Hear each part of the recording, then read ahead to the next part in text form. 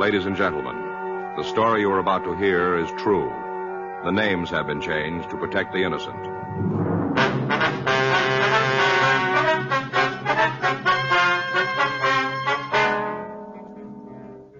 You're a detective sergeant.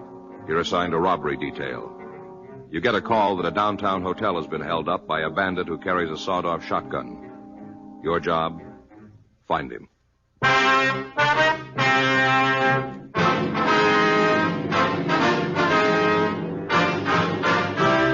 Dragnet, the documented drama of an actual crime. For the next 30 minutes, in cooperation with the Los Angeles Police Department, you will travel step by step on the side of the law through an actual case transcribed from official police files. From beginning to end, from crime to punishment, Dragnet is the story of your police force in action. It was Sunday, October 9th. It was cool in Los Angeles. We were working the night watch out of robbery detail. My partner's Frank Smith. The boss, Chief of Detectives Thad Brown. My name's Friday. We were on our way out from the office, and it was 2:06 a.m. when we got to the corner of Cinnabar Street and Grand Avenue. The Brinton Hotel. Well, I just done what he told me. I figured there was no point in getting myself all roiled up. Didn't see where that would be helping matters. Yes, sir. Whatever he said, I done it. Hey, you fellas looking for a room? Police officers, this is Frank Smith. My name's Friday. Are you from robbery? That's right. Roberts, 1F16. Mm-hmm. You answered the call? Yeah. The description's out. Metro's sending a couple of cars to help us look for the suspect. All right, good. Anything else I can do for you? No, not right now. Okay. I'll take care of the report. Thank you. We'll check with you. Right.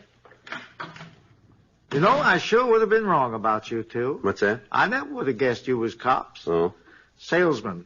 That's what I'd put you boys down for. I see. Ladies ready to wear. Guess I would have missed the boat this time. Yes, sir. Would you tell us about the holdup, please? I thought them other officers already let you in on it. We'd like to get the details from you if we could. Oh. Well, I ain't got nothing better to do. Stuck here till 7 a.m. anyhow. Wonder if we could have your name.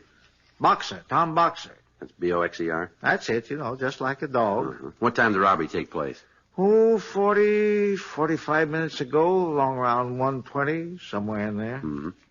Wasn't 1:30 yet, I'm sure of that. Oh? See, I was listening to the radio. Stan Swift. Who's that? You know Stan Swift. He's on every night, midnight till 6, 7 nights a week. Oh, yeah. The nights go swifter with Swift. That's how he puts it. Uh-huh. Gives a time signal every hour and every half hour. Remember him giving the 1 a.m.? Hadn't given the 1:30 yet, so it must have been around 1:20 when this fella come into the hotel. What'd he do? Walked up to the desk. Yes, sir. I didn't even know he was there. Not at first. Mm-hmm. I was sitting down in that chair, kind of had my back away from the door. Didn't hear him neither on account of being plugged in. What was that? To my radio. Oh, I see. This here gadget, see? Mm-hmm. It's into your ear, like so. Yeah, I understand. Lets you listen without waking nobody up. Other end attaches to the set, like so. Mm-hmm. You mean that's a radio? Sure is. You ain't never seen this kind before, huh?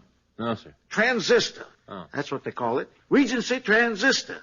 Ain't got no tubes. That's what makes it so small, you see?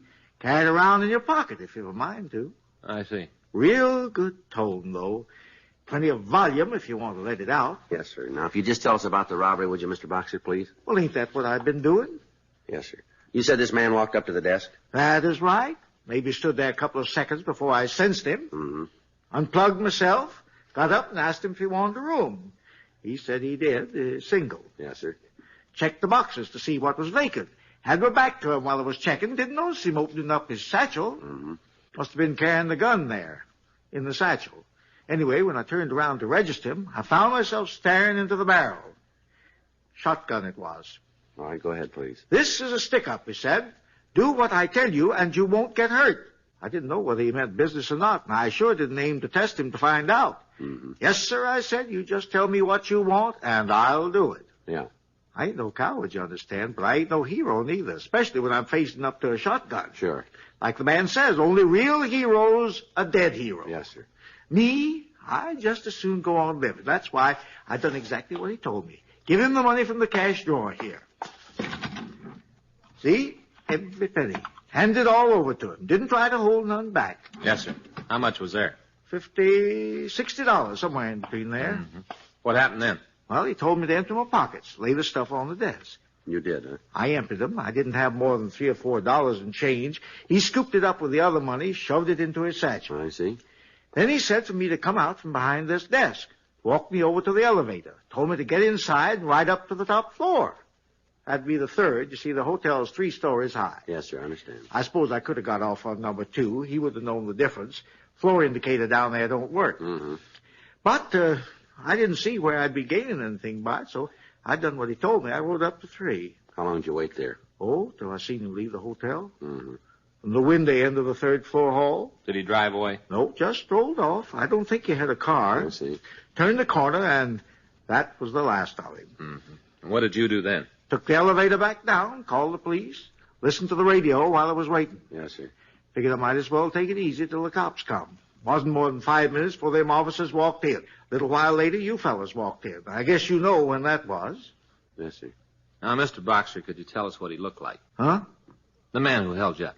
Oh, well, I told them other fellas, the ones wearing uniforms, they said they'd send out his description. Yes, sir, we understand. We'd like to have it, too. Okay. Oh, young fella, 25 to 30, I judge. No. Big build, a little bigger than you. Mm. Not as big as you, though. Somewhere in between. Yes, sir. Black hair. Didn't catch the color of his eyes. Well, that's about all. How was he dressed? Oh, suit. Stripe in it, I think. Maybe dark blue with a gray stripe. Bow tie. Kind of dapper. Mm-hmm. Have any scars? Not where you'd notice them. He said he carried the gun in a satchel, is that right? Must have been where he had it. Didn't actually see him take it out, though. Back was to him at the time. How big was the satchel? Oh, medium-sized, about so long. Any initials on it? No, not so far as I can recall. What about the gun? How big was it? This long, maybe. Mm-hmm. Single barrel, sawed off. Could you tell the make? Well, I ain't no expert on shotguns. No. Would you know this man if you saw him again? Sure, I'd be a fool not to. Why? I'd like to have you come down to City Hall in the morning, Mr. Boxer, if you would. But what for? I want to show you some photographs, see if you can pick them out. You mean this morning? Yes, sir, if you would. It's Sunday. Yes, sir, that's right. You fellas work on Sunday? Well, we're not the only one. But what do you mean? He did.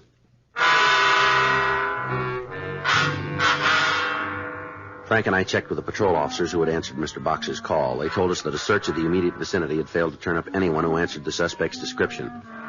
3:16 a.m., the crew from the crime lab finished up their investigation. There were no useful fingerprints or other physical evidence in the lobby of the hotel. 7:38 a.m., we checked the suspect's M.O. and the description with the stats office. They came up with 18 possibles. We pulled the packages from R&I and took them back to the office. Well, looks like it might rain. Pretty early in the season, isn't it? Well, the paper says we're going to have a wet winter. All right. Real good for skiing, I guess. Yeah. That's what you need. Lots of moisture. Heavy snow. You never go skiing. No. Well. No, I thought about taking it up a couple of years ago. Faye blew her stack, though. Oh. Said I'd probably break my neck first time I tried. Mm-hmm. Sometimes I think she worries more about me than she does about the kids. Mm-hmm. Good morning, gents. Oh, hi, sir. Hope I haven't kept you waiting. No, sir, not a bit. How are you today, Mr. Boxer? Sleepy. Usually get a couple of hours catnap during my shift. Kind of missed out on it last night. Yes, sir, I'm afraid you did. Even after all you fellas left, somehow I just couldn't doze off. Listen to Stan Swift till 6 a.m. Mm-hmm. I'll bet you I know more about Egypt than a real live Egyptian. Well, you got them pictures you wanted to show me? Yes, sir, right over here. It's all right if I sit down? Yeah, go right ahead. There you are. This the pile? Yes, sir, take your time. Look at each one as long as you like. Okay. Pretty tough bunch of boys. Yeah. No, it's not him. No. Nope. Oh, hey, wait a minute. There is a resemblance. He looks something like this one here. Is it the same man, Mr. Boxer? Oh, no, not the same. Yeah. Similar type, though. Does that help you any? Might. You want to go through the others? Sure. Now, you see this fella? Yes, sir. He's not the same type at all. No. The other one I pointed out was, you can see the difference yourself. Yes, sir. Yeah. Not him. Not him either. Nope. This is closer to him. Sir? Not as close as that one, the other one, but closer. Yes, sir. Now we're getting further away. No, it's none of these. Is that all you got? Afraid so. Well, it's the best I can do for you. Now, this one here, the one I pointed out first. Yeah, we understand, but it's not the same man, you see. Well, I never said it was. Just said they were similar. Yes, sir. Well, I'm sorry we wasted your time. Oh, it wasn't no waste of time, not as far as I'm concerned. Huh? Remember my telling you about how I try to guess what different folks do for a living? Yeah. Looking at all these pictures will be a big help from now on. How's that? I'll know a crook when I see one. On the following Sunday, October 16th, 2 more hotels were held up by a shotgun bandit. Both robberies occurred during the early morning hours. Both hotels were small. The description of the suspect and his M.O. indicated that he was the same man who had robbed the Brinton Hotel. Frank and I continued our investigation, but we failed to turn up any leads. During the next week, all hotels in the downtown area were alerted. Sunday, October 23rd, the night manager of the Schaefer Arms near the corner of Broadway and Clay reported that he had been robbed at approximately 3:30 a.m. He confirmed the bandit's description and M.O., but was unable to add anything new. The next morning, October 24th, we had a conference with Chief Brown. Doesn't sound to me like you're any closer to him than we were 2 weeks ago. What do you got? No, not much. Let's have it. Description? Pretty general, isn't it? Afraid so. What else? Well, now he's only worked one area. Yeah? All the hotels are within a mile of Pershing Square. Nothing to keep him from spreading out, is there? So far, he hasn't used a car. You figure he pulled these jobs on foot? Looks that way. Then he must live downtown somewhere. Mm-hmm. Anything about the hotels that might give us a tip-off on his next move? Yeah, they're all small, only one person on duty. Uh-huh. We've marked all the possibles here on a map. You want to take a look at it? Yeah. Okay, right here. These are the ones he's already hit. Here, over here. Tight little group? Yeah. These circles indicate all the other hotels of a similar nature in the downtown area. Uh-huh. Only works on Sundays, huh? That's right. What do you got planned for this Sunday?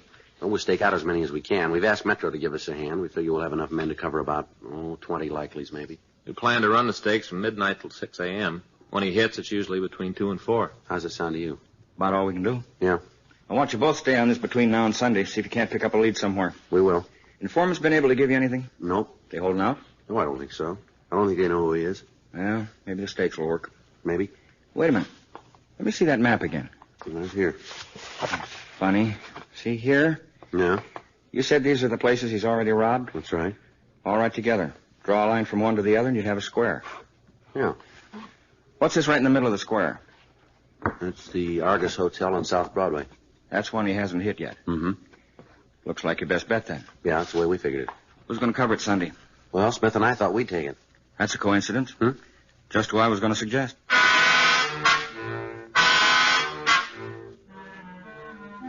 During the rest of the week, we continued our investigation, but we failed to turn up any additional information about the suspect. A few minutes before midnight on Saturday, October 29th, men from Metro and Robbery Division staked out 22 locations in the downtown area. Sunday, October 30th, 12:05 a.m. Frank and I entered the lobby of the Argus Hotel, and we walked up to the desk. Sorry, we're full up. Like to talk to the manager if we I can. said we're full up. We're police officers. Huh? This is Frank Smith. My name's Friday. Oh, Could we see the manager? I'm the manager. You own this hotel? Me and my husband. Or maybe we better talk to him. Go ahead. If you can find him. Isn't he here? Nope. Would you know where he is? Nope. Not getting drunk, probably. Let me see. I work nights, he works days. He don't tell me where he goes at night. I don't tell him what I do during the day. That's our arrangement. Mm-hmm. It don't make for a real happy marriage, but it keeps us from killing each other. Yes, ma'am. Is there somebody who could take over for you here tonight? Nope.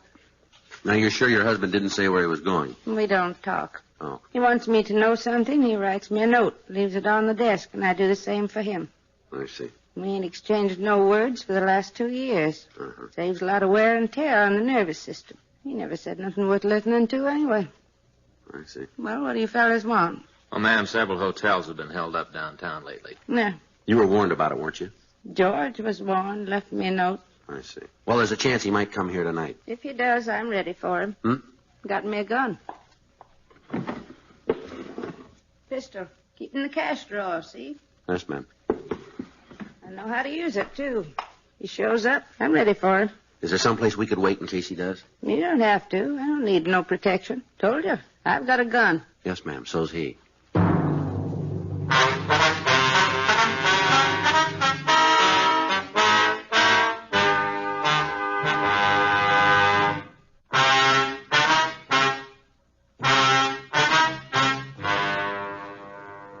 Mrs. Argus finally agreed to let us stake out the hotel. She showed us into a small room off the lobby.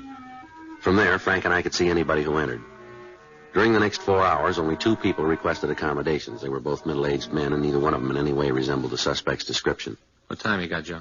5 after 4. Latest he ever pulled a job was 3:30. Yeah. Maybe he decided to lay off tonight. Maybe. August Hotel. Who? Oh, yeah. Hey, you guys in there? Yes, ma'am. Somebody wants you on the phone. Okay, I'll be right over. In the booth. Yes, ma'am.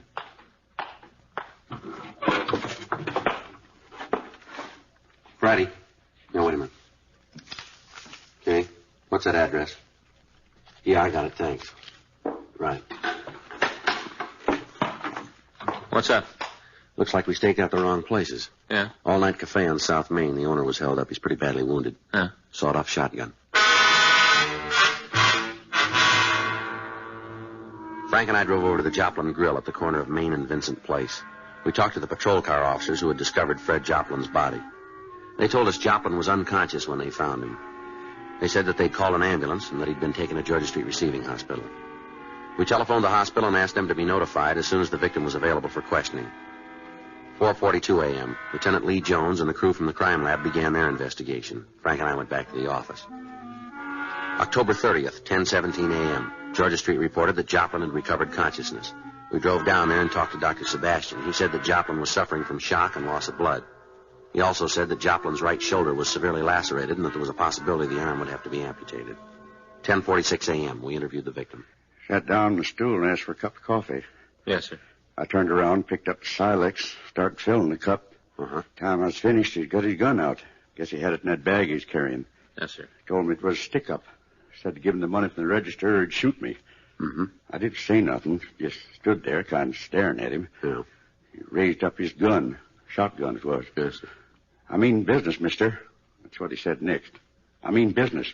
I see. I still didn't say nothing, just stood there with that cup of coffee in my hand. Start moving, he said. Voice sounded real low and mean. Didn't seem to match his face. Sort of a pleasant-looking fella. Voice was mean, though. Yeah. Started gesturing with that shotgun, pointing toward the register. That's when I let fly. With a cup of coffee. Smashed it right into his face. I see. Must have given him quite a jolt. Yes, sir. Didn't keep him from shooting me, but it sure wrecked his aim some.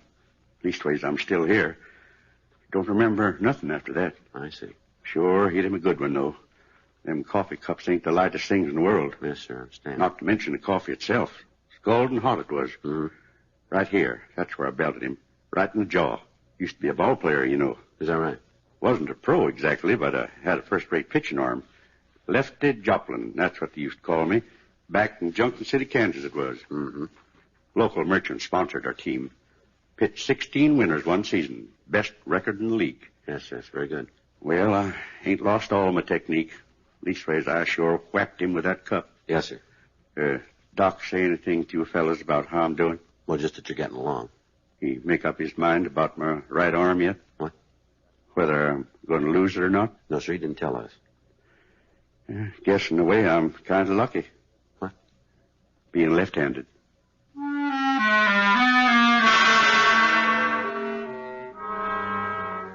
We asked the victim, Fred Joplin, to describe the suspect. The description he gave us tallied with what we already had. 11:17 a.m. Frank and I went back to the office. I can't figure it out, Joe. What? Why he'd switch from hotels to a cafe. Well, maybe he tumbled to our steakhouse. Yeah, I thought sure he'd try the Argus, though. It's the right spot for him. I get it. Robbery Friday. I see. Yeah. Anything else? Well, give us something to go on anyway. Thank you. Right. Lee Jones in the lab. What's he got? Well, Joplin was right. He sure didn't miss with that coffee cup.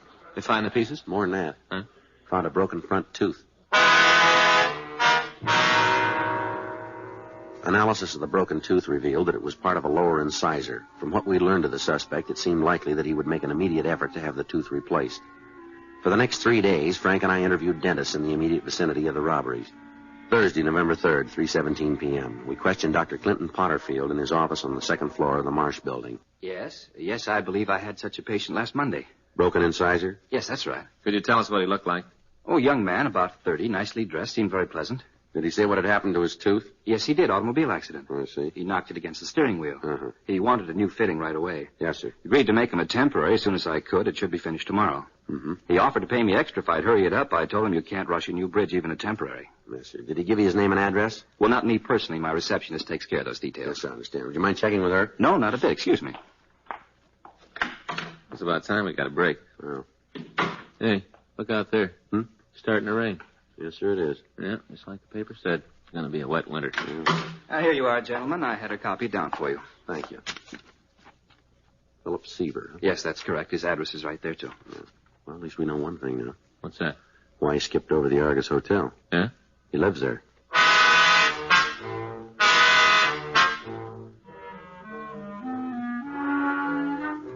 "3:58 p.m. Frank and I drove over to the Argus Hotel, and we talked to the owner, George Argus. He told us that Philip Seaver lived on the second floor, room 23.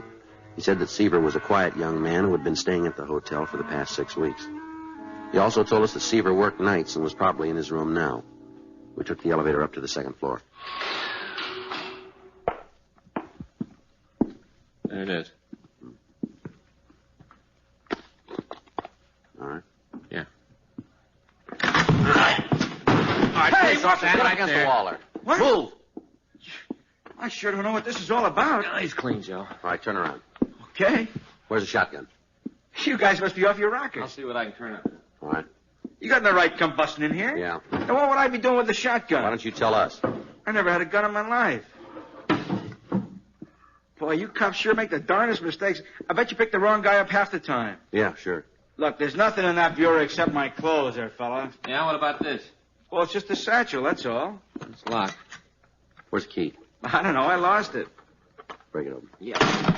Hey, that's a good bag. It's not worth anything to you without a key, is it? All right, Seaver, let's go. How the heck did that get in there? You don't know. I told you I didn't. Yeah.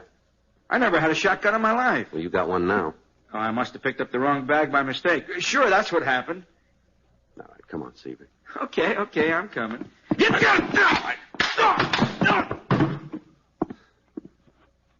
Cut your hand? Be all right. Look at that. Huh? You must have bad ones. What's that? Another tooth missing.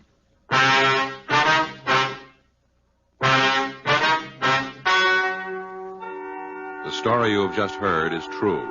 The names were changed to protect the innocent. On March 12th, trial was held in Department 98, Superior Court of the State of California, in and for the County of Los Angeles. In a moment, the results of that trial.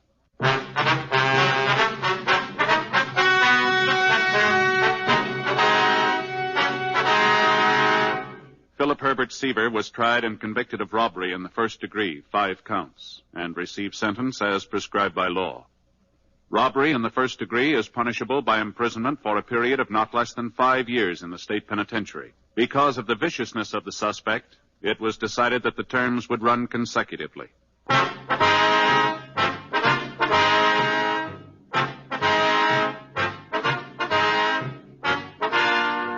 You have just heard Dragnet, a series of authentic cases from official files. Technical advice comes from the Office of Chief of Police W.H. Parker, Los Angeles. Dragnet. Ladies and gentlemen, the story you are about to hear is true. The names have been changed to protect the innocent.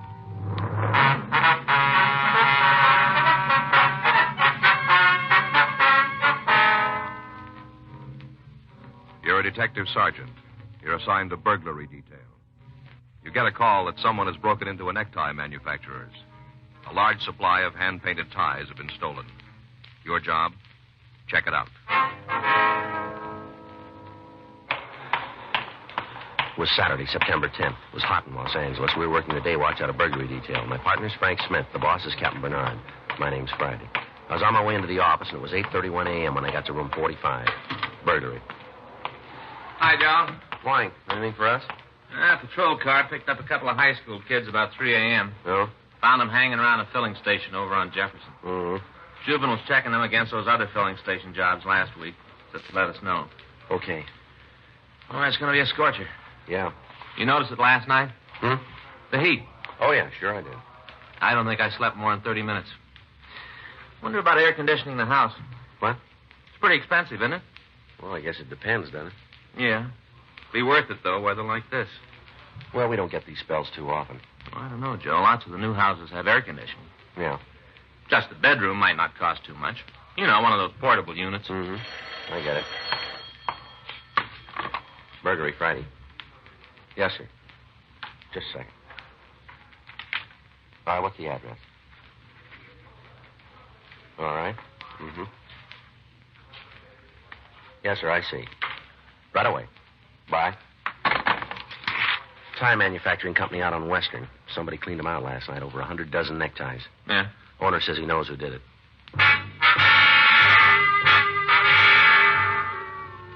Frank and I drove out to a small manufacturing shop on Southwestern Avenue. 9:03 a.m. We interviewed the owner, George Prosper. He told us the back door had been forced open during the night and that a large supply of hand-painted neckties had been stolen. You see right here, the lock's broken. Yes, sir. That's how he got in, no mistake about it. Uh-huh. You take anything else beside the ties? Oh, a little cash, $80, $90. But the ties are the important thing. Oh? Yeah, they're worth at least $5 a piece retail, all hand-painted, you know. Yes, sir. Some of them are worth more, special designs. Why is that? Well, they're made up for the individual, one of a kind. Oh, I see. Of course, most of the ties he stole weren't specials. They were from a wholesale stock, Christmas orders. Mm-hmm. I'll admit it doesn't feel very much like Christmas today, but we have to get our orders filled before the end of October. Mm-hmm. I certainly hope you'll be able to get the ties back for us in time. Yes, sir. You said you had an idea who the thief might be. Yeah, that's right. Morgan Gilroy. Well, who's he? Young fellow used to work for me. I let him go first last week. Uh-huh. Just wasn't dependable. Always late in the morning. Careless worker, too. Yeah, well, why do you blame him for the burglary? Well, he was very upset when I fired him. Said his wife was having a baby. Said I didn't have any right to let him go without notice. I see. Told him I'd warn him often enough. Gave him a whole week's pay, and that seemed more than fair to me. Did he say anything else? Well, yeah, he threatened me. Oh. Said I'd be sorry I fired him. Said I'd live to regret it. Uh-huh. Made quite a scene. Told him if he didn't get out, I'd call the police. Did he leave then? Well, not right away. He quieted down some, asked me to change my mind and keep him on. Said he couldn't be out of work now, that he had to have a job on kind of the baby. Mm-hmm. I told him there are plenty of jobs to be had. If a man really wants work, he can find it. Yeah. Different when I was his age. Had to earn your wages. Mm-hmm. And he'd take young fellas like Gilroy careless, irresponsible, always looking for shortcuts, always looking for an easy dollar. Never give value in return. Yeah. That's why I'm sure it was him. Just the sort of stunt he'd pull. Easy way to earn a dollar. Well, then he's got something to learn, hasn't he? Hmm? This was the hard way. Frank and I called the crime lab. While they checked the premises, we continued to interview the victim, George Prosper. He gave us a description of the suspect, Morgan Gilroy, and Gilroy's home address. He also gave us a detailed description of the stolen property. 10:17 a.m. The lab reported that they were unable to find any useful fingerprints on the jimmy door. Pictures of the jimmy marks were taken. There was no other physical evidence. 10:57 a.m. Frank and I drove out to the address Prosper had given us. It was a small apartment house on Fountain Avenue in Hollywood. The Gilroy apartment was number 7.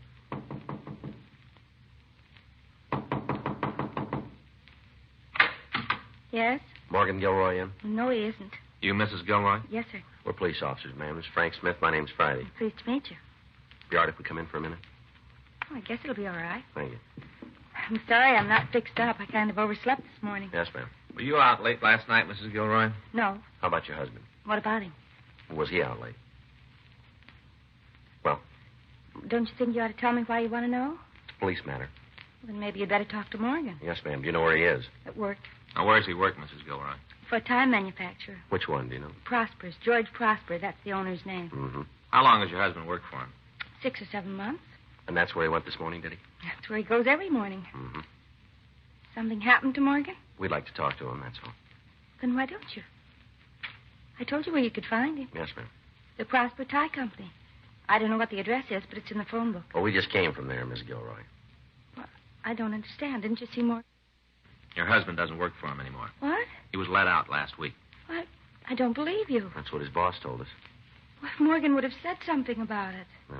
Oh, you've made a mistake. You must be talking about a different person. No, ma'am. Well, it's got to be a mistake. Well, sure, Morgan gave me his paycheck last night. Every Friday night he gives me his paycheck. He got paid yesterday. The same as every week. Do you still have the check? No, not exactly. What do you mean? Well, it wasn't the check he gave me, not really. Oh. You see, he'd cashed it on his way home from work. I see. But it was the usual amount, $80. Mr. Prosper must have paid him. What time did your husband get home, Miss Gilroy? Last night? That's right. Well, he was later than usual. How late? If Morgan's in some kind of trouble, I've got a right to know. I've got a right, haven't I? Suppose you just answer our questions, would you? He wouldn't have done anything wrong. Not at a time like this. You see, we're going to have a baby. I see. Morgan doesn't even think about anything else. He wants everything to be just perfect when the baby comes. That's why he couldn't have done anything wrong. Do you understand what I'm getting at? Yes, ma'am. That's why, whatever it is, well, it just has to be a mistake. Well, you can help us clear it up. All right. What time did he come home? About 2:15. A.M. Yes, sir. Mm-hmm. Did he say where he'd been? He called from the shop about 5:30 yesterday afternoon. Said they had a rush shipment to get out, that he'd be working late. Told me not to wait up for him. Had he ever worked this late before? Once or twice. Not till 2:15, maybe, but till nearly midnight. Were you awake when he got home? Yes, sir. Then you're sure of the time, 2:15. Yes, sir, I'm sure. You see, I couldn't get to sleep. I was kind of worried about him. I guess I kept watching the clock. It was 2:15 when he came in. What did he say? He was kind of put out, provoked about my still being awake. He said I ought to get my rest on account of the baby. I guess I sort of flared back. I said it was his fault on account of him being out so late. Oh, it wasn't a real fight or anything like that. Yes. He said I oughtn't to blame him, that we'd need all the extra money he could make. And he took out his wallet and gave me this week's pay, like I told you. Mm-hmm. Did he bring anything else home with him, Mrs. Gilroy? With him? Extra clothes, ties, anything like that? No. You mind if I look around the apartment? Well, I know where everything is. If you'll tell me what you're looking for, maybe I can help you. That's all right. I can make out. Is this the bedroom? Yes, the bed isn't made. Don't worry about it. I wasn't feeling very good this morning. Yes, ma'am. Would you like some coffee? No, ma'am, thank you. What about your friend? No, I don't think so. Did Mr. Prosper really say he fired Morgan? Yes, ma'am. Or did he say why? Well, you better ask your husband about that. Just isn't fair. In a time like this. Mm-hmm. You don't appreciate Morgan. None of the people he's worked for. Yeah. Man does his best. This is the thanks he gets. Mrs. Gilroy, these ties belong to your husband? Well, yes. You know where he got them? Sure, there's some he made at the shop. Samples. I see. Does he have any more of the same kind? I don't think so. Don't tell me all this fuss is about a couple of ties. Well, it's a few more than that, ma'am. Oh? 100 dozen.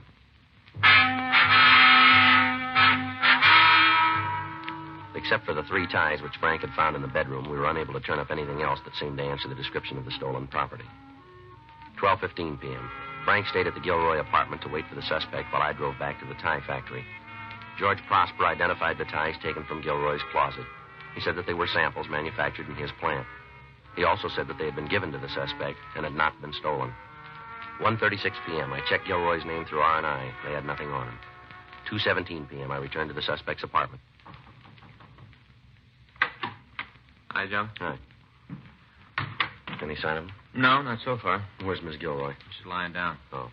She's taking this pretty hard on all the pieces after you left. That's a shame. I guess you can't blame her much. No. And the heat and all. She's bound to be upset. Find out anything? Well, these are Gilroy's ties. Yeah. Prosper gave them to him. Says they're somewhat similar to the ones that were stolen, but they're not the same. Uh-huh. You want to go out for a sandwich? Yeah, I guess so. You eat already? No, I wasn't hungry. Mm-hmm. Can I bring you back some? Oh, milkshake, maybe. That'll do it. Okay. Chocolate? Yeah, fine. I won't be long. Frank? Yeah?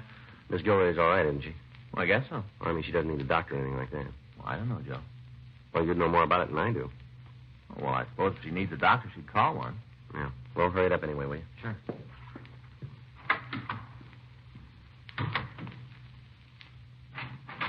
I thought I...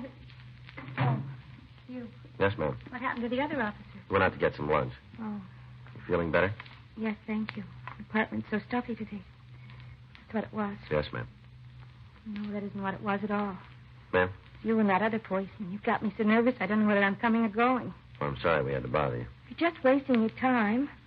Morgan won't be home before 6 o'clock. He never gets off work, and I can't seem to get it through my head that he's not at the shop. Yes, ma'am.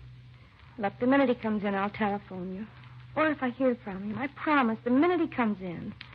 Well, it might be better if we wait. Won't you try to believe me? Morgan's honest, completely honest. Yes, ma'am. He hasn't done anything wrong.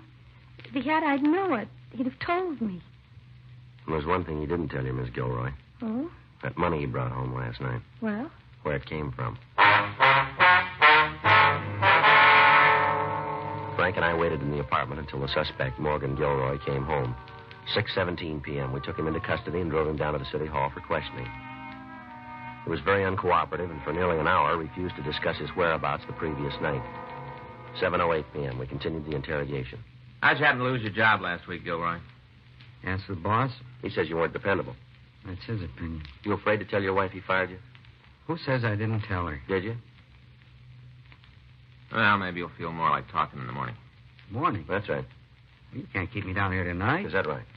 You want to drive Judy out of her mind? You saw how she acted when you guys took me in. Well, what are you trying to do to her? We're not doing anything to her, Gilroy. All we want is some straight answers from you. It wasn't enough losing my job just when I needed it the most. Now you guys got to crawl on my back, too. When'd you get your last paycheck?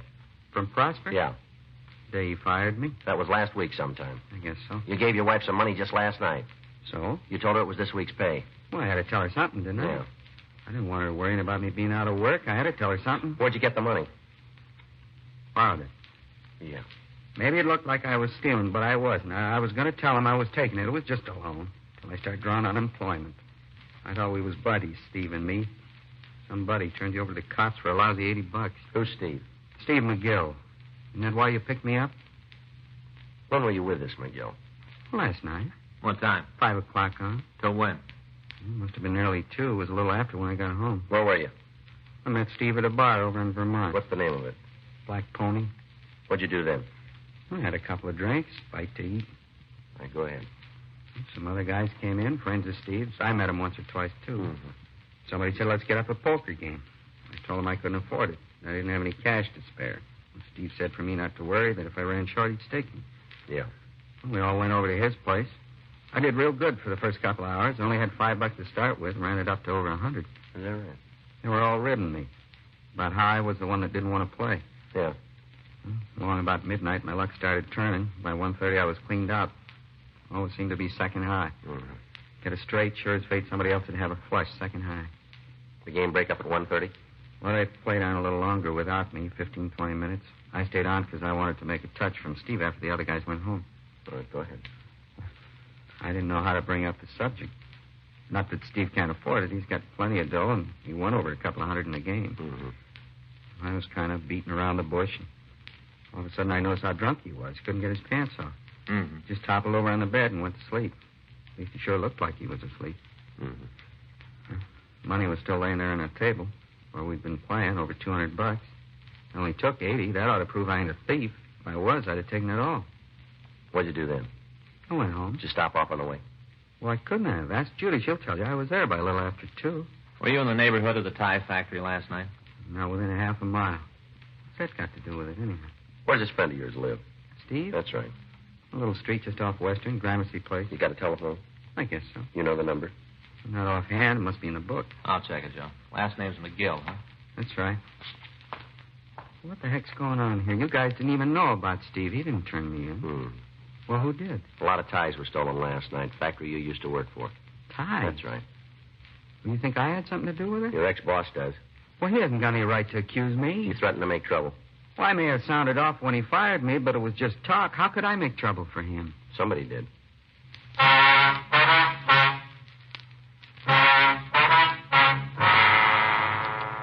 We were unable to contact the suspect's friend, Steve McGill, until the following morning. He confirmed the story Gilroy had told us and refused to press any charges against him. From McGill, we got the names of the other 3 men who had played cards the night the tie factory was broken into. They also confirmed Gilroy's alibi. Sunday, September 11th, 10:46 a.m. Morgan Gilroy was released. Frank and I went back to the office. Now we got nothing. That's right.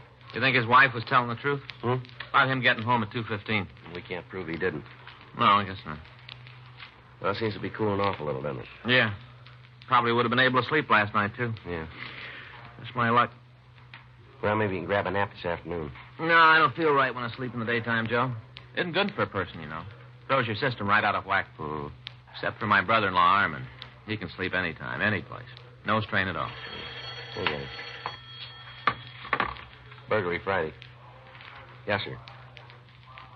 Uh-huh. Yeah, I've got it. Well, when did it happen? I see. Right. Goodbye. Men's clothing store out on Crenshaw. Owner came in this morning to do some work on the books. Uh-huh. Somebody had jimmied the back door during the night. Stole a supply of suits, slacks, sport coats. Yeah. And a batch of hand-painted ties.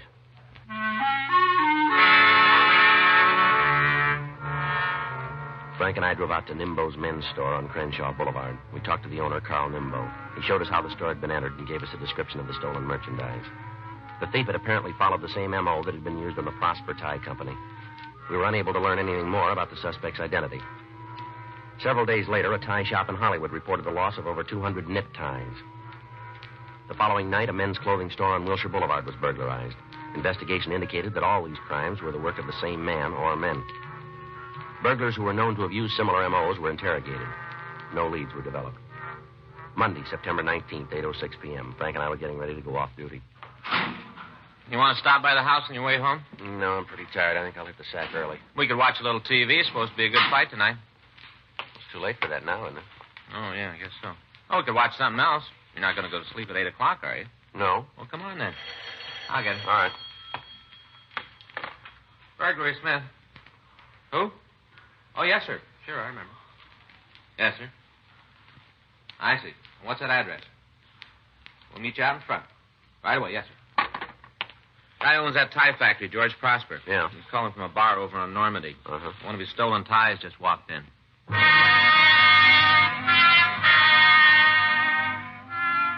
We drove out to a small bar and grill on the corner of Normandy and Kingsley Drive. George Prosper was standing in front of the place when we pulled up. He walked over to us. Evening, Mr. Prosper. Good evening. How are you? Pretty fair. You sure this is one of your ties now? Positive. It was a special. Worked out the design myself. I see. There isn't another one like it anywhere. I see. Can you point them out to us? Mm-hmm.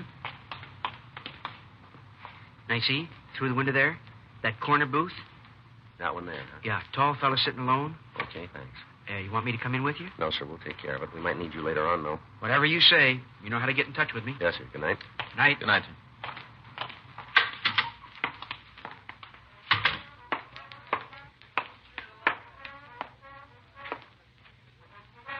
Well? I'd like to talk to you for a minute. Okay, sit down.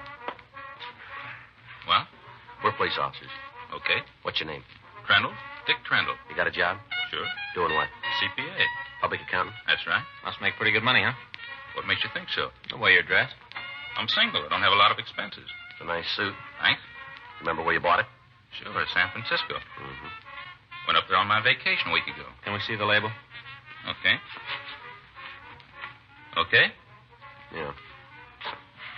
One drink? No, thanks. My pleasure. Nope. You ever been arrested, Trendle? Sure. Tell us about it. Speeding? Nothing else. No. You get that tie up north, too? No. Where'd you get it? Fellow I met a couple of nights ago. Got to talking to him in a bar. What bar? Oh, Olympic down toward town. Don't remember the name of it. What about this fella? We were talking. Said he was in the clothing business. Happened to mention my hobby was stamp collecting. Yeah.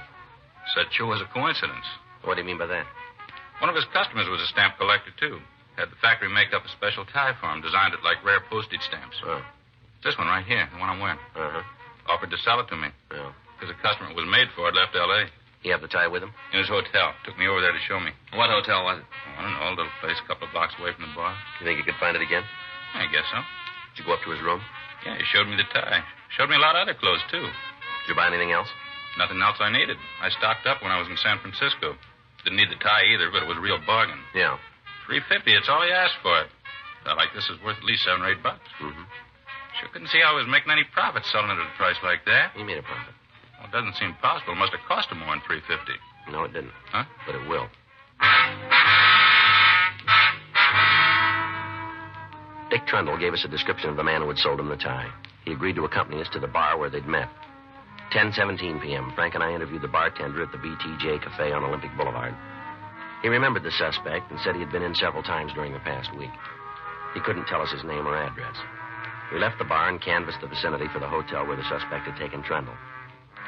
10:58 p.m. Trundle identified the Mortensen Hotel as the suspect's residence. Frank and I went inside and talked to the clerk on duty. To the best of my knowledge, there's only one person staying here who fits that description. That's Mr. Lafferty. Mm-hmm. He's one of the nicest gentlemen you ever meet. He's in the clothing business. Is he around now? Let me check his box. Yes, he must be in his room. The key's not here. What room is that? It's 212. He's very careful, Mr. Lafferty. Always leaves his key at the desk whenever he goes out. All right, thanks. He's generous, too. Generous to a fault. You don't say. Sure. See this tie? He gave it to me. Is that right? Yeah, it's one of my favorites. That's too bad. Hmm? You may have to give it back. Frank and I walked up to the second floor. Room 212 was at the end of the hall near the fire escape. The transom was open, and we could see a light inside the room. Who is it? Come on, open up. Yes, sir. Just a minute. What can I do for you, gentlemen? Police officer, stand still. Oh, police. You're wasting your time. I don't believe in firearms. He's light, Joe. What did I tell you? All right, where's the stuff? I suppose you mean the items I stole? That's what we mean. I've already managed to dispose of a good deal of it. What's left is in the closet, in the Okay. bureau. By the way, the burglar kit's under the bed. Thanks. Always believe in cooperating with the police. Things seem to work out better that way. Yeah. Although, frankly, I'm surprised you weren't here sooner. Is that so? Last week. That's when I was expecting you. Well, I'm sorry we were late. Well, looks like we got everything we need, Joe. All right, let's go. You didn't overlook the tools. Don't worry. Last week, I was certain you'd be here then. Mm-hmm. Right after my second job. I've never been able to pull more than 2 before, without being arrested, I mean. You don't say. It was 4 this time, you know. Yeah, we know. 4 jobs. Well, that's a new record for me. Well, let's don't let it go to your head, huh? Oh, I don't take all the credit. If I'd ever worked Los Angeles before, you probably would have found me sooner. Mm-hmm. Have to go somewhere else when I get out. Yeah. Maybe up north to Seattle. I never worked there. Mm-hmm. Might be able to pull 5 jobs before they catch me. Set myself a new record. Yeah, well, that's not likely. You'll see. Just wait till I get out. We won't be around that long.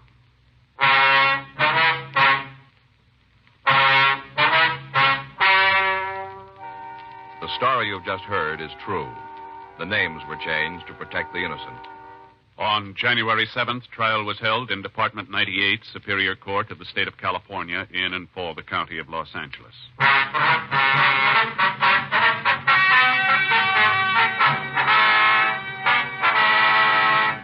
Russell Herbert Lafferty was tried and convicted of burglary in the first degree, 4 counts. Because of his previous record, he was adjudged to be an habitual criminal and was sentenced to life imprisonment in the state penitentiary, San Quentin, California. Dragnet, the story of your police force in action, is a presentation of the United States Armed Forces Radio Service.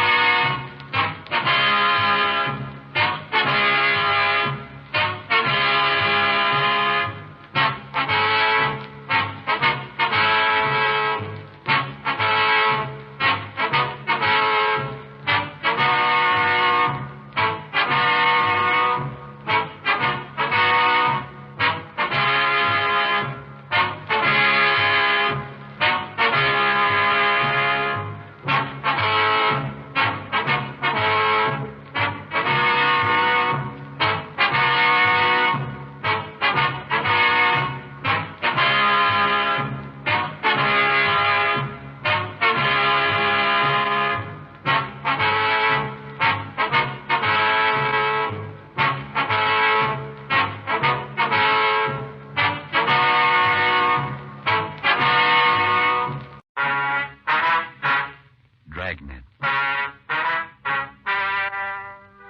Ladies and gentlemen, the story you are about to hear is true. The names have been changed to protect the innocent.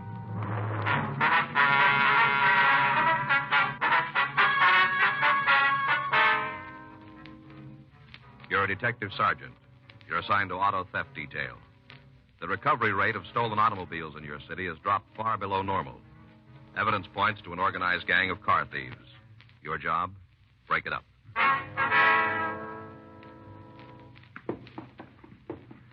It was Tuesday, June 14th. It was hot in Los Angeles. We were working the day watch out of auto theft detail. My partner's Frank Smith. The boss is Captain Nelson. My name's Friday. We were on our way out from the office, and it was 11:27 a.m. when we got to 2564 Dewey Avenue.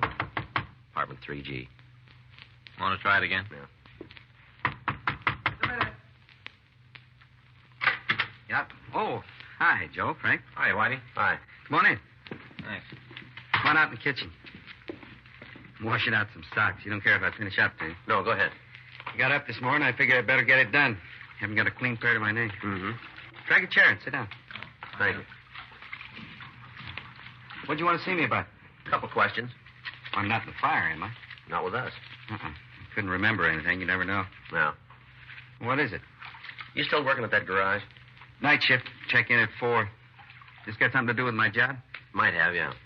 Look, fellas, you know the history. I'm not going to try and hand you a lot of slush, but I'm clean. Half a dozen guys will tell you that.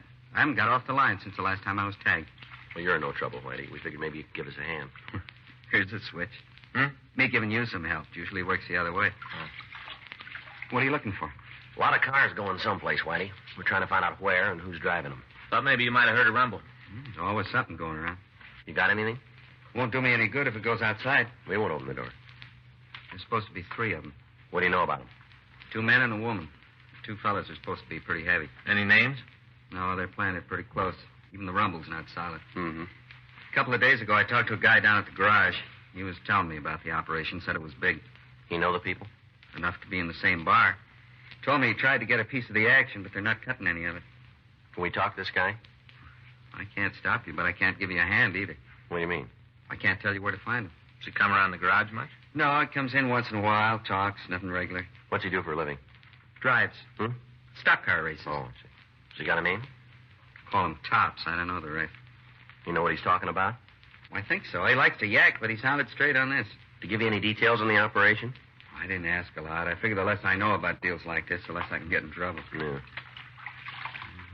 Look at that. Huh? Where that sock is worn. Argyle, good ones. Cost me $5. Look at that hole in the heel, right in the middle of the 2 colors. How do you mend a sock like that? What do you mean? Well, how do you sew it up? Use one color and it louses up the Argyle part. Use the color of the Argyle and it'll go into the foot part. Sock people ought to figure some way around it. Yeah. Might as well throw them away. Any word on what they're doing with the cars? I didn't hear it. They turning up? No, not where we can find them. Smart. Are they local people, Wayne? I don't know. I don't think so. I can't tell you why. I just don't think they're from L.A. Mm-hmm. They scoring pretty good? Yeah, they are. Last 2 weeks, we figured they've taken a half a dozen cars. Well, how do you lay it on them? Well, the way they're working, the M.O. points to the same gang. What's the pattern? Cars are taken in the early morning hours from in front of the owner's house. Jumper wires? Yeah, all late models. They won't touch anything that isn't fully equipped. Any special make? No. As long as the car's a radio and a heater, white sidewalls, they want it. They're not turning up, huh? No. Well, maybe they're getting them out of the country. No, it doesn't figure. We've had the border checked. San Diego's working on it. 2 of the jobs, we had the broadcast out within a half hour after the car was taken. We couldn't turn anything. Just seemed to disappear. You must have a big parking lot. Yeah. You said the 2 men were heavy. That's right. Well, how'd you come up with that? Well, the guy who told me the story, you know, Tops? Yeah. When he laid the rumble out, he said he talked with one of the fellas at a bar. Mm-hmm. Told the guy he'd like a piece of the action. About that time, the roof fell in. What do you mean? Well, the guy got real rough. Said there wasn't going to be any split. The action was going to stay in the same corner. Mm-hmm. Showed Tops a gun. Said if anything about the operation got out, he'd use it. The way Tops put it, he wasn't kidding. Did you get any kind of a description of the man? No. This Tops fella tell you where the bar was? Huh. Well, okay, Whitey. If you hear from him again, will you let us know? Sure. Call you at the office? That's right. Wish I could have given you more. I'll nose around, see if I can pick up anything. We'd appreciate that. Don't go out on a limb, though. You don't have to worry about that. I'm not going to line myself up for any trouble I don't need. Yeah. Well, we'll check you later then, huh? Yeah. Hope I'll have something for you in the next couple of days. Well, if you do, it'll put you way ahead. Hmm? We've been on it 2 weeks. Yeah? We haven't got a place to start.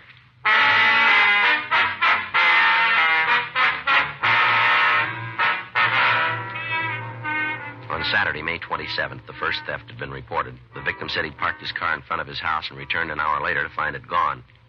An immediate local and APB had been gotten out, but the vehicle wasn't found. 3 days later, on May 30th, there was another theft. Same M.O. In spite of all our precautions, the thefts continued.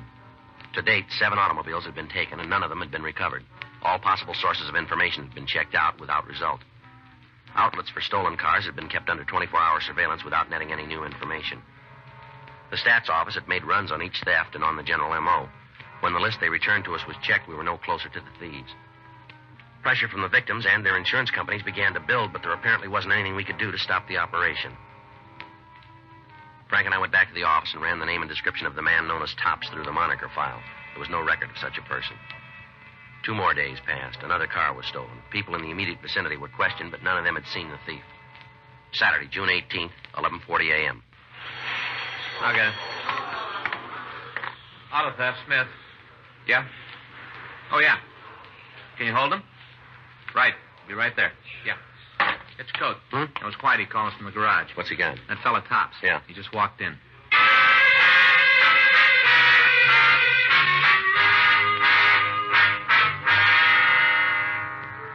Frank Frank and I left the city hall and drove over to the garage where our informant worked. He pointed out an elderly man in the rear of the place. We identified ourselves and asked him to step into the office. What do you want to see me about? Just a couple of questions. Well, I ain't done nothing. No reason for you to roust me around. You're not being rousted. Well, it sure looks like it from here. You want to sit down? I'd rather stand up. It's all the same to you. All right, suit yourself. You want a cigarette? Yeah. Frank? Yeah, thanks. I got a light. Frank. What's your real name, Tops? Henry Grayson. What do you do for a living? When I can get a car, I race. Stock car? Yeah. Where? Around different tracks. You live here in L.A.? Most of the time, come back when I'm not working. You got a job now? No, figure to go back east next week. Think I can line something up. Hey, look, you maybe got a lot of time to kill. I haven't. Why don't you tell me what this is all about so I can get out of here? You ever been arrested? Huh? You ever been in jail? Yeah. What charge? Well, they didn't make it stick. Well, what were you arrested for? Grand theft. Auto or money? Auto. Do any time? I told you, they didn't make it stick. Where'd this happen? Idaho. That's your only arrest, huh? A couple of times for a bag. They hold you? No, give me a floater. Mm-hmm. Come on, you guys are after something. What is it? You know anything about a gang of car thieves that have been working here in town? What? Stolen cars? No, why should I have anything on it? We heard you did. From where? We heard it. Is it true? Lousy Whitey. He told you, didn't he? It's not important where we got the information. We're trying to find out if it's true. Then you'll have to look someplace else. I got nothing for you. Where'd you get the nickname Tops? Huh? It's a funny name. How'd you get it? Well, when I was a kid, I had real blonde hair, almost white. Other kids call me Cotton Top, shortened it down. Mm-hmm. You like driving for a living? It's all right. Better than working. You do pretty good at it? Hmm? Is there any money in driving? Well, it depends. Sometimes a good month and a couple of bad ones. Depends. How do you do? I'm not starving. Mm-hmm. Well, what do you want to know about the stolen cars? What can you tell us? Not much. We'll take what you got. I got to talking with a guy one night. Subject come up. We kicked it around. Turned out he had a deal going for him. Friend of yours? Never saw him before. All right, go ahead. Well, that's it. He had this deal working. I don't know anymore. Why don't you do yourself a favor? What? If you're not mixed up in this thing, why are you holding out? I'm not. I'm giving you what I know. Maybe it isn't the guy's life story, but it's all I got. All right. From the beginning. Tell us, will you? What? Everything this fella said. You got nothing to hold me on. As far as I'm concerned, it's okay if you do pull me in. A couple of days on the city. Give me rent and food bills. All right, let's go. Look, if I had any information, I'd give it to you. No reason for me to hold out. That's right. I never saw the guy before. I haven't laid eyes on him since. Then what do you stand in front of him for? What? Makes you look like the patsy for the piece. Anybody takes a beef, it's going to be you. For what? Sitting in a bar and listening to some drunk? It's more than that, and you know it. I can't tell you. Why? These guys too heavy for you, are they? Is that why you won't go along with us? You scared? If you got to tie it down, that's a reason. They won't get near you. You can guarantee it? We can. Okay, I'll go. What do you want to know? The whole story now. There wasn't much to tell. I was in this bar one night. Two fellas come in. They were both kind of gassed. Mm-hmm. Sat down next to me and started to talk. To you? No, but they were right next to me. I could hear what they were saying. All right, go on. Well, they were talking about this deal, how it was all set up. First off, I didn't know what it was all about. Then I heard one of them mention something about cars. Yeah. Well, it's like saying something about a new kind of camera around a photographer. As soon as I heard the word cars, I started to listen good. Mm-hmm. They were having a beef about something. One of them wanted to start unloading right away. The other guy said they should wait for a while, dump them all at once. Yeah. Well, they stood there and talked like that for a while, then one of them noticed me listening. Go ahead. He leaned over and said something to the other guy, and the next thing I knew, I was surrounded. One of them on each side, leaning on me. Mm-hmm. Didn't want any trouble. I could see those two guys had a pocket full of it, so I went along with them. Well, what happened? Well, they asked me if I liked what I heard. Yeah. I told them I didn't hear anything. Said I had very bad ears. Mm-hmm. They didn't believe it, said they wanted to talk me outside the bar. Yeah. Well, I figured if they got me out there, I'd end up with something broken, so I didn't go. Tried to push me around, but the bartender come over and they moved away. What happened then? Came back, told me if I said anything to anybody but what they were saying, they'd get me. One of them had a gun. He kind of pulled his coat back. I could see it in his belt. Mm-hmm. They weren't kidding. Word that I talk to you gets back to him, I'm as good as dead. Well, don't worry about it. Did you try and cut yourself in on the deal? No. We heard you did. Well, it's not true. I told Whitey that, but it never happened. Well, why'd you tell him it did? Well, I don't know. I'm trying to be a big man, I guess. Yeah. These two fellows hang around the bar? Huh? Have you seen the two men around the bar before? No, it's the first time. Any of the other people in the place seem to know him? Mm-mm. They leave the place before you did? Yeah, finished up their drinks and walked out. They have a car? If they did, I didn't see it. I stayed where I was. Figured maybe they were waiting for me. Didn't leave the place until just before 2. You think you'd know him again if you saw him? Yeah, I'm sure of it. Well, we'd like you to come downtown and look through some pictures. Well, I don't like to be a finger. Well, you haven't got much choice, fella. I suppose not. All right, let's go. Now, don't forget, you guys said you'd take care of me. We will. Those fellas find out I'm on your side, they'll try to kill me. Nothing's going to stop them. Yeah, we think there is. What? Us.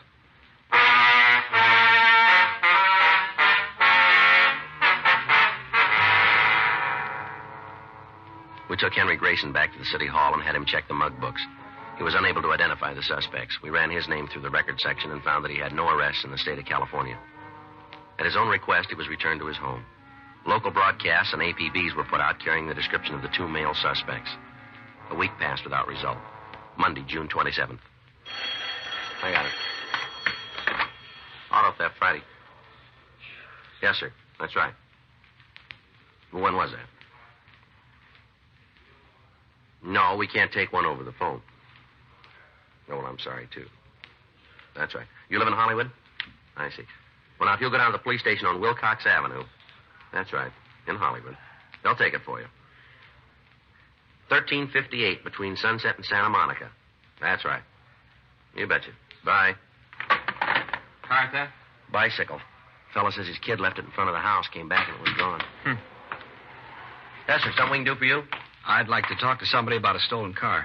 Well, sit down. We'll take the information. Yes, sir. Thank you. All right, sir. What can we do for you? You're a policeman? That's right. It's Frank Smith. My name's Friday. How do you do? I'm Joel Pennant. All right, sir. What do you want to see us about? I think I bought a stolen car. Why do you think it's stolen? Well, just the way it was handled. Whole thing's got something funny about it. Where's the car now? I got it parked outside in the other street over there. You have the license number? Yeah, I have. You want it? Yes, sir. We can check it for you. I got it written down here. All the information someplace. Pink slip, too. Oh, yeah, here it is. All right, fine. Thank you. I'll check it, Joe. Okay, thanks. I sure hate to put you in all this trouble. That's all right. Feels silly if it turns out okay. Well, why do you think the car's stolen? Well, I own this little place up near Lancaster. It's kind of a bar and a couple of cabins for tourists. Mm-hmm. We're out of town a ways. We don't do a lot of business, enough to make a pretty good living, but it's all hard work. Yeah. Day before yesterday, that was Saturday, Uh-huh. This guy come into the place, had something to eat. We got to talk. You know, nothing important. Yeah. He told me he's on his way back east to find a job. Talked about how he's having a lot of trouble, lost his job and all. Mm-hmm. And he had this new car parked right outside, said he just bought it. Asked me if I knew anybody who'd buy it. You mean he wanted to sell the car? Yeah, I said he just got it and he needed the money to get wherever he was going. Told me he paid cash for it and he wanted to get some money out of it. Yeah. He said he didn't want to take a loss, but he didn't have the price of gas for it. Mm-hmm. So he wanted to sell it. All right, go ahead. I asked him how much he wanted, quoted a figure a couple $100 under wholesale. It seemed like a good deal, so I bought it. Yeah. Been other guys come in and want to sell things. I learned the hard way, so I asked him if he could prove he really owned the car, that he didn't steal it. Yeah. I didn't say it like that, you understand. If the deal was honest, I didn't want to scare him off. Yeah. And he showed me the pink slip and told me where he bought the car. It's a place called Brompton Auto Service in Hollywood. Did you contact them? Yeah, I put a call right through. What'd they say? Well, they went through a big thrash about it. I talked to a couple of secretaries before I got to the sales manager. He checked the records and he said the car had been purchased from them. He gave me the man's name and everything. Mm-hmm. Nothing about the deal then to make me think there was anything wrong. Pink slip, the car people. Yeah. I bought it. Gave the man a check. We drove into town and I dropped him off at the bus terminal. He said he'd cash the check on Monday. That's today. Yeah. Happened I had to come into town this morning, checked at the bank, and they told me that the check had cleared. That it was cashed first thing they opened the doors. I got worried about it and decided I better talk to you. Yeah. How about it? Well, stolen, all right. I had a feeling. Anything on it? No, I checked the report. Yeah. It's the bunch we're after.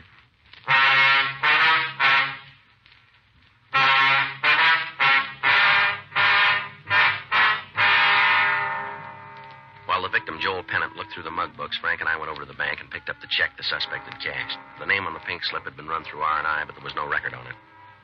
The check was handed over to Larry Sloan in handwriting. The pink slip was sent to the crime lab, where it was found to be a forgery. We checked the phone book for a listing on the Brompton Auto Service, but we found none. The victim had made a note of the phone number, and from it we were able to obtain the address where the telephone was installed. It was a large office building on 7th Street. Frank and I went over to see the superintendent. Yeah, this is where they were at 9:26. When'd they move out? Oh, sometime over the weekend. I'm not sure of the day. I'm off on Saturday and Sunday. I see. Will hardly ever come down to the building on my day off. Yes, sir. How long were they in the office? Oh, a couple of weeks. Said they wanted the place for a month. They paid for it in advance. They told me if things worked out, they'd take a lease. Yes. Guess things didn't work out. Did they leave any forwarding address? No, they didn't. What can you tell us about them? Not much. I only talked to them a couple of times. Seemed nice enough. Did they tell you what kind of business they were in? No, said they were trying to get a new product started. Told me most of their work would be over the phone. Did they pay for the office by check or cash, do you know? Cash. Said they didn't have their checks printed up yet. They use a name of any kind? I don't think I understand you. Did they call each other by name? Yeah, they did when they were looking over the office. Do you remember them? Let me think a minute. Well, it comes to me, one of them was called Tom. The other one was named Ralph. No last name? No, I didn't hear them. What about the woman? I called her Lerner. Remember that when they introduced her? Nicky Lerner. Has the office been cleaned since they left? No, it hasn't. All right, sir. We'd like to have some men from our office go over the place. Sure. Glad to help any way I can. Fine, thank you. Can you come downtown and look at some pictures for us? The criminals? Well, of some possible suspects. See if I can pick them out, huh? That's right. You better will. Wait here and I'll get my coat. Go right with you. All right, fine. Well, second thought, you better wait in the lobby. We can go right out the door. It'll be faster. That'll be fine. Now, let's go. Gee, I can't hardly wait to get home and tell my wife what's happened. Uh-huh. She's all the time after me because I never have nothing interesting to tell her at night. Yes, sir. Gonna be different this time. Give her a story that'll really make her mouth hang open. Sure gonna be a doozer. Yeah. You guys could do me a favor, though. What's that? Could you drive me home after I look at the pictures? We'll see that you get there, yes, sir. I'd like it to be in a black and white car, if you can swing it. All right. Make the story more exciting, hard-hitting. Yeah. Something else if I come home in a black and white police car. What's that? My wife will believe me.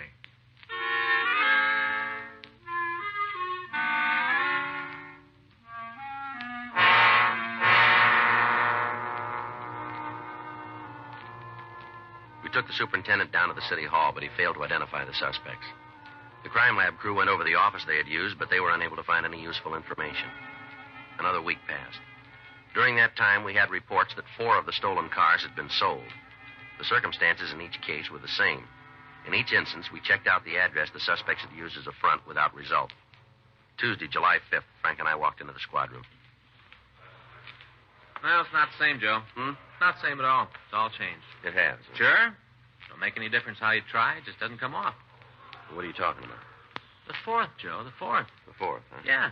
Remember how when we were kids they had firecrackers and them torpedo things you threw against buildings, stuff like that? Yeah. No more. All they got now is sparklers and them fountain things. Is that so? Yeah. Well, they're nice. They look pretty, but it's not the same. Mm-hmm. I remember getting up on the morning of the 4th. You see who the first kid in the block was to get a can in the air. Real contest, like. What? Get a can in the air. Put a firecracker under a can, light it off. Real contest in our block, so you could be the first one in the morning of the 4th. Didn't you ever do that? Yeah. Well, we sure did. Never forget it. Well, it's not the same now. Yeah, but it's a lot safer now, isn't it? I got it. Auto theft Friday. Yeah. That sure might be. That's worth checking anyway. Right. We'll be right over. It's Mott over in forgery. Yeah? Just picked up a printer, been cashing checks. Uh-huh. Checked his plant, found something we might be able to use. What? 65 pink slips.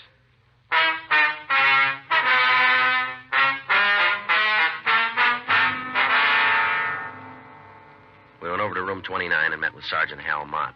He told us that he and his partner had picked up a suspect on suspicion of forgery. When they searched the man's home, they found a printing plant where the suspect had been making up phony checks.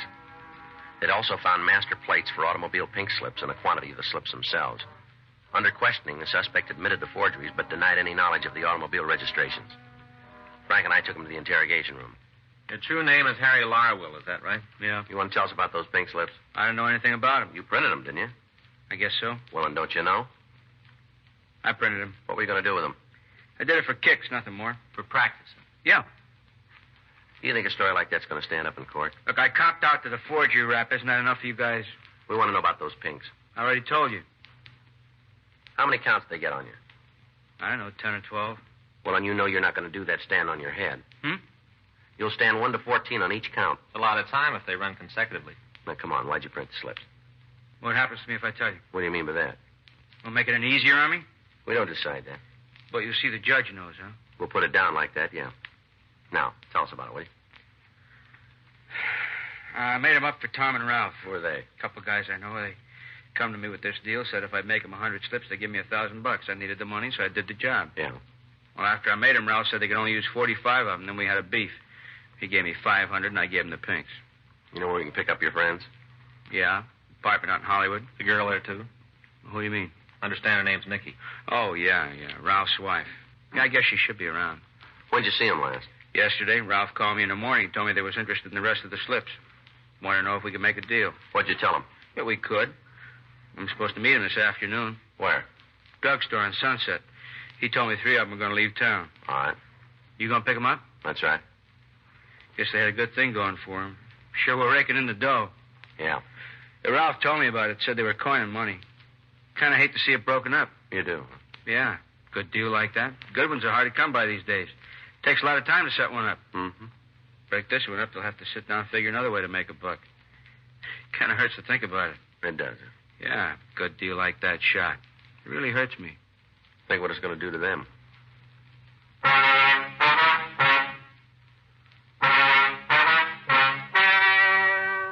story you have just heard is true. The names were changed to protect the innocent. On November 10th, trial was held in Department 89, Superior Court of the State of California, in and for the County of Los Angeles.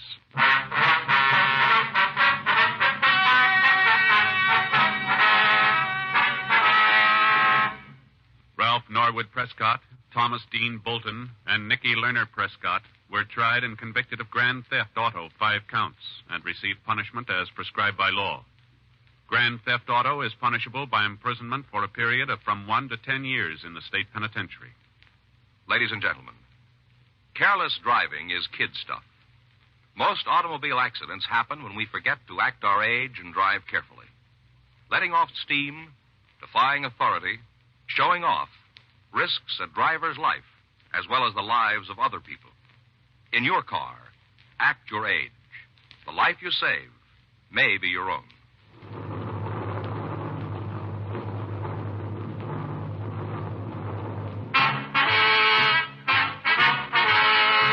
Dragnet is a presentation of the United States Armed Forces Radio Service.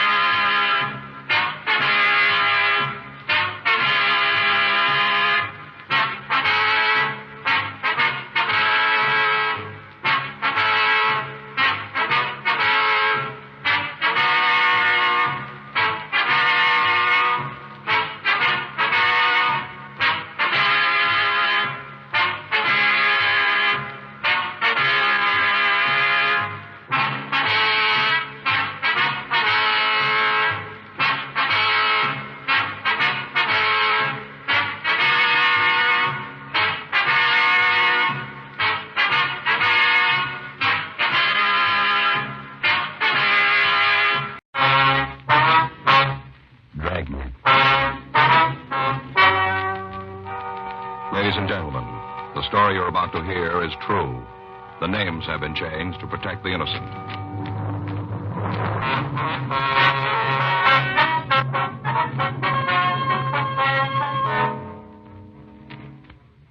You're a detective sergeant. You're assigned to juvenile detail. You get a call from Georgia Street Receiving Hospital. A 2-year-old child has been brought in. Her condition is critical. There's evidence of foul play. Your job? Check it out. It was Sunday, August 14th. It was warm in Los Angeles. We were working the night watch out of juvenile detail. My partner's Frank Smith. The boss is Captain Powers. My name's Friday. I was on my way back from detention cells, and it was 7:28 p.m. when I got to the second floor of Georgia Street Juvenile. Squad room. Hi, how'd it go? Nothing. Those kids won't cop to a thing. What about the weapons? Well, they admit they had them, and that's all. Nothing about what they were going to do with them? No. I don't know, Joe. Today, kids got a lot more than we ever had. TV, cars, a lot of things. Yeah. Still seems like they aren't happy unless they're figuring how to beat somebody's brains out. Well, it doesn't go for all of them. Well, enough to give us a headache. Yeah. Now, take those kids upstairs. If they spent the same time doing something constructive that they do making the zip guns and saps, they'd have something worthwhile, something worth remembering. Well, maybe it'll work out the same way. What do you mean? They won't forget this. Juvenile Friday. Yeah, Doc. When'd she come in? Anybody with her? Give me that again, will you? Yeah, I got it. Okay. We'll check it. That's right. We'll get back to you later. Thanks, Doc. Bye. It was Dr. Sebastian. Yeah? Just brought a little girl into emergency. Had convulsions. How's she doing? Dead on arrival. Frank and I notified Homicide Division, then we left the office and drove out to the address I'd gotten on the phone. 1784 Malabar Street was a small wooden house set on the back of the lot. A dead oak tree in the front yard was overgrown with ivy. Several broken and rusted children's toys were half hidden in the weeds near the front porch. We rang the front doorbell. Somebody ought to be home. The lights are on. Let's try it again.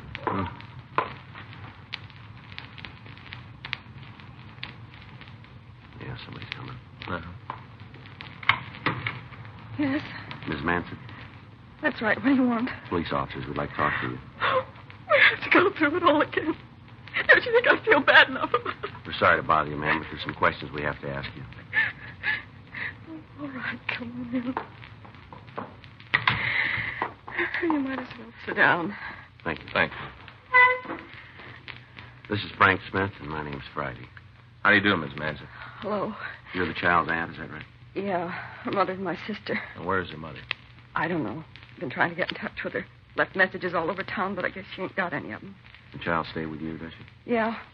Been here since she was 6 months old. Feel like she was my own. Mm-hmm. I've got 3 kids myself, all boys. Always wanted a girl. When Joan said I could have Melissa, it made me feel real good.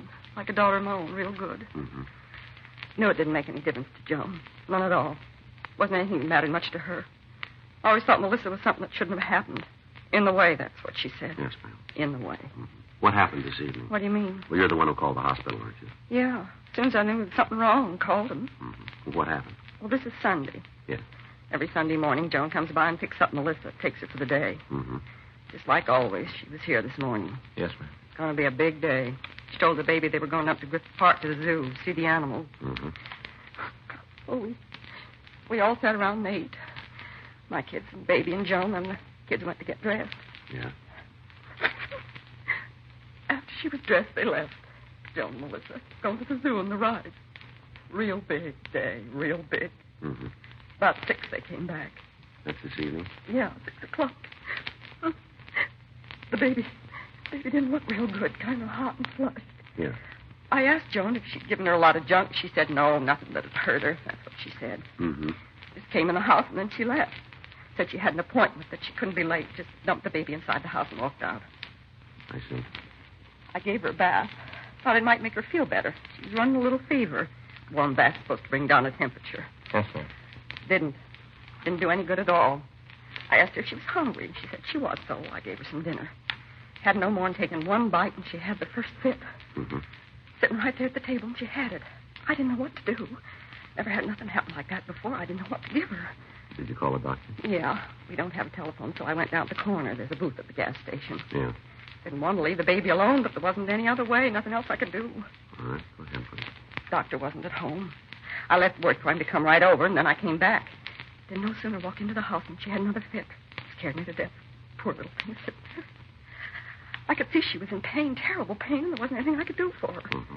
I just couldn't wait anymore. I went back and called the emergency hospital, asked them to send an ambulance. Told them it was important and to send somebody right away. A couple of minutes after that, the men got here and took her away. Poor little thing. Yes, ma'am. She looked at me, like asking me to stop the pain, begging me, almost tore my heart right out of my chest to see her. So little. Almost killed me. Yes. She was dead when they got her there. Didn't even live long enough for them to try and save her. Not even that long. Yes, ma'am, we know. Just a baby. 2 years old and she's dead. Just a tiny little baby. Oh, it hardly seems fair. A lot of people could die and it wouldn't make any difference, but not her. She was beautiful. Just beautiful, like my daughter, like my own. You sure there isn't something we can get for you, Miss Manson? No, nothing.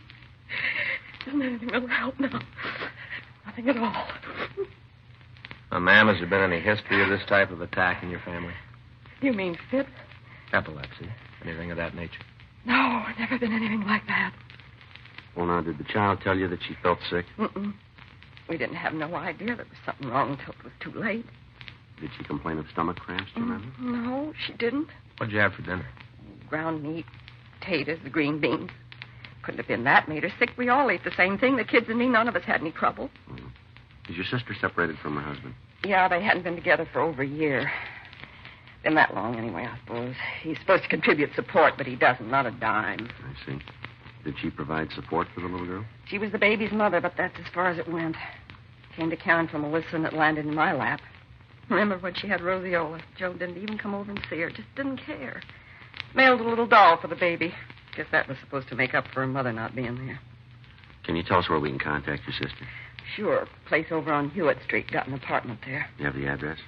Yeah. Won't do much good to go over there, though. Why's that? Well, she probably ain't home. Chances are she's out someplace running around having a good time. I see. Don't even know that baby's dead. Hasn't got the slightest idea. Oh, we'll go and see her. Hope you won't mind waiting for her to show up. You're going to have to. Probably wait a long time. Yes, ma'am. She don't care about the baby. Never did. Told me a couple of times. Just a rock around her neck. Talked about how hard it was for her to get a husband with a kid. All the time how the baby was making it hard for her. Mm-hmm. All she ever thought about herself. Didn't want anything to interfere with that. Just herself. She won't care about the baby. She won't care at all. Probably won't even talk to you. I think she will. Why should she? No reason for her to even see you. Yes, there is. What? We're trying to find out why the child died.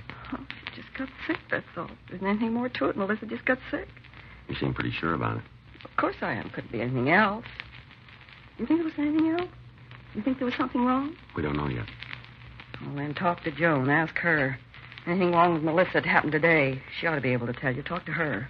Yes, ma'am. That's what we'll do. Hope it does you some good. Wouldn't surprise me a bit if she knows what had happened. What's that? She's probably got an idea. I wouldn't want her to know I told you this. What do you mean? If there's something wrong with the way Melissa died, if there is... Yes, ma'am. It wouldn't surprise me if Joan killed her.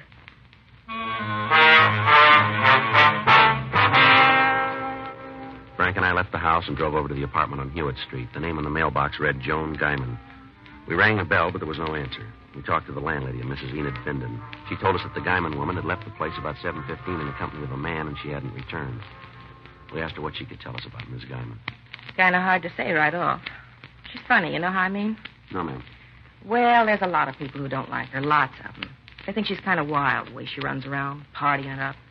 You'll hear a lot of talk about her. Got to kind of make up your own mind about it. Mm-hmm. You any idea where we can find her? No, could be in half a dozen places.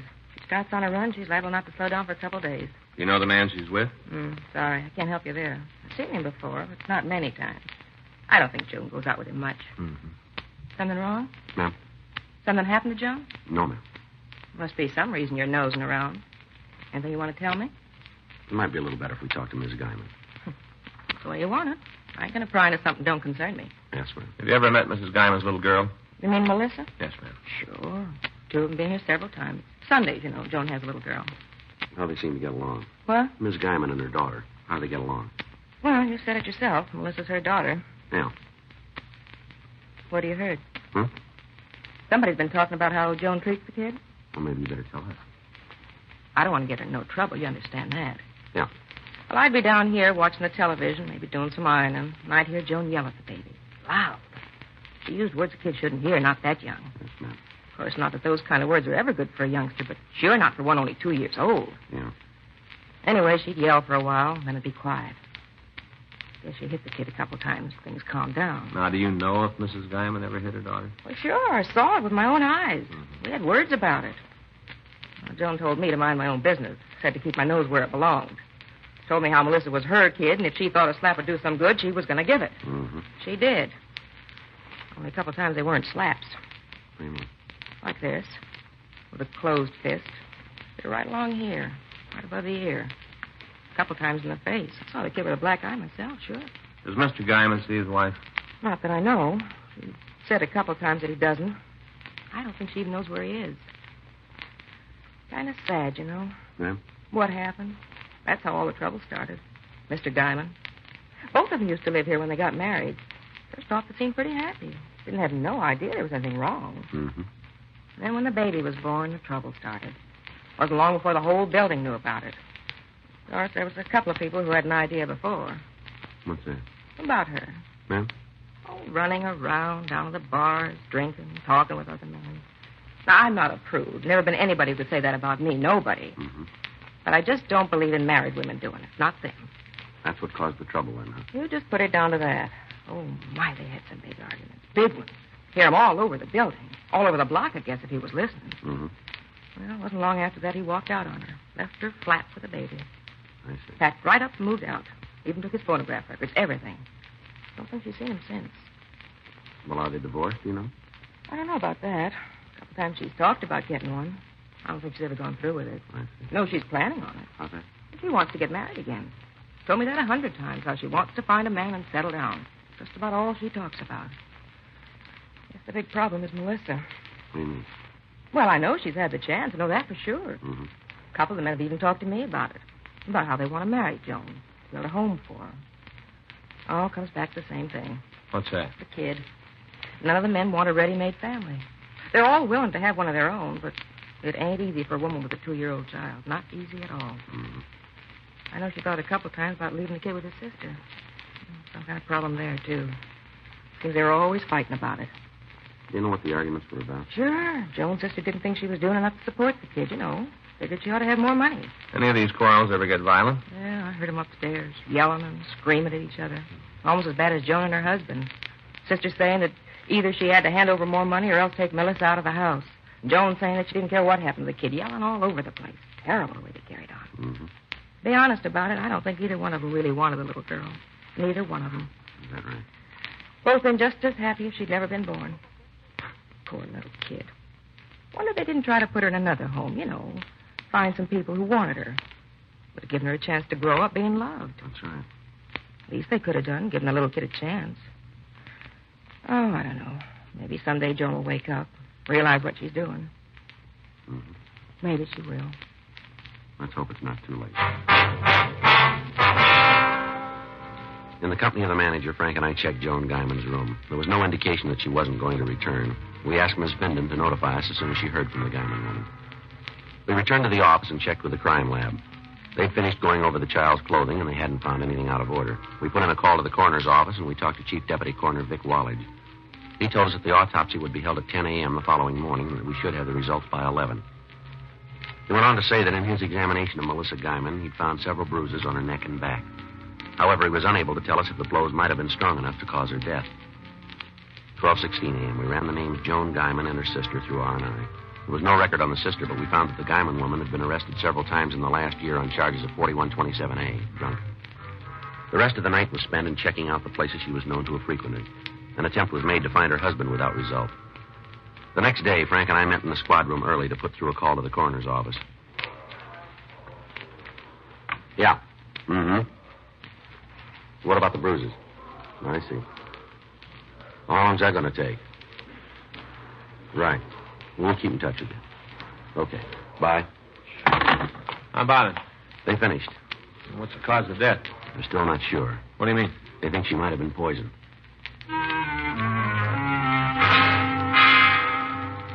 The autopsy had failed to show the cause of death of Melissa Guyman. Further tests were to be conducted. In the meantime, the search for her mother continued. A check with the landlady showed the victim's mother hadn't returned to her home during the night. We contacted her sister, but she told us she hadn't heard from Joan Guyman. The afternoon papers carried a story on the little girl's death. Frank and I checked with Sergeant J. Allen again, but he hadn't come up with anything new. 3:20 p.m. You want to go out and see the sister? I don't think it's going to do much good. She said she'd call if she heard anything. Yeah. I got it. You have an old spade? Yeah, that's right. Yeah, we have. Well, where are you? All right, stay right there. That's right. Huh? As soon as we can. Joan Guyman. Where is she? Bar down on East 5th. She know about the little girl? Yeah, wants to see us right away. Well, that makes us even. She's got more of a reason. Says she killed her daughter.